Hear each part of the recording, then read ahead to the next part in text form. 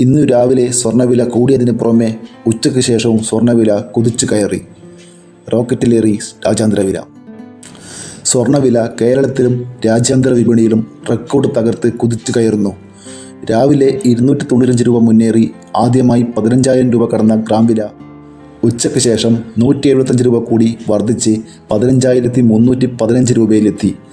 രാവിലെയും ഉച്ചയുമായി 3,760 രൂപ ഉയർന്ന് 1,22,520 രൂപയാണ് പവൻ വില.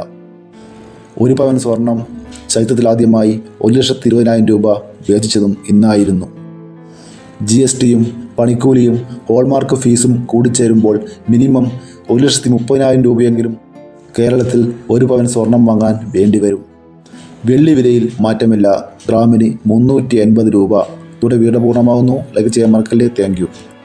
വെള്ളി വിലയിൽ മാറ്റമില്ല. ഗ്രാം